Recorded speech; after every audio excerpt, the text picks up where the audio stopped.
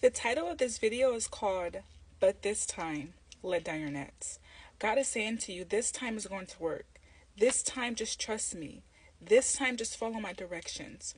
Now, I do have a scripture for you guys. It is from Luke chapter 5, verses 4 through 7. Now, I'm going to read it to you, but just stay with me because it is lengthy. Just stay with me, y'all.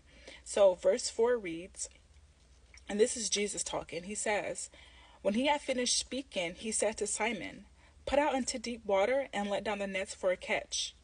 Simon answered, Master, we've worked hard all night and haven't caught anything, but because you say so, I will let down the nets. When they had done so, they caught such a large number of fish that their nets began to break.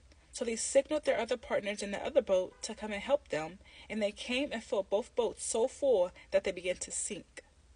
Now, Simon had just told Jesus, now we've been here all night, we haven't caught anything. But he trusted Jesus. He listened to Jesus and he let down his net, and he caught a great multitude of fish, so much that it began to sink both of the nets. Now, I have a previous video on my page where it's titled, Stop Allowing Yourself and the Enemy to Put a Timeline on God's Blessing. This is a perfect example, right? Because if Simon had any doubt that it wasn't going to work, he wouldn't have listened and he would have missed out on this great multitude.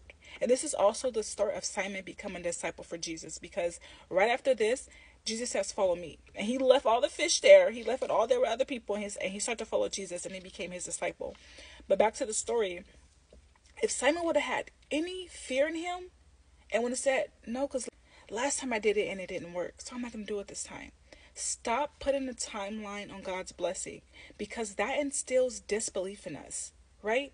Because when it's time, when God speaks to us, when it's on his time to say, go out, go find your wife, she's going to be here. You can say, no, because last time I listened and it didn't work. That wasn't God last time.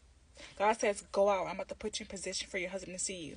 No, because last time I did it and he didn't see me. That wasn't God speaking to you.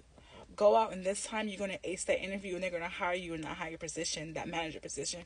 No, because last time I went to the interview, they didn't call me back. You didn't include God in that. Was that the interview? Was that the job God told you to apply for? Was that even the city God told you to work in? We have to acknowledge God in all that we do. And that's what I mean by instilling disbelief within ourselves. Because we put a timeline on God's blessing. We do stuff without acknowledging God, and then we say that came from God. And then when God really speaks to us, we don't obey and we miss out. We have to stop. We have to have a clear mind. We have to know when it's coming from God and when it's not coming from God. Right? So this time, God is needing you to trust him, because this is your time. This is your time to receive your great multitude of blessings, your great multitude of fish, your great multitude of subscribers, your great multitude of money, your great multitude of promotion, your great multitude of whatever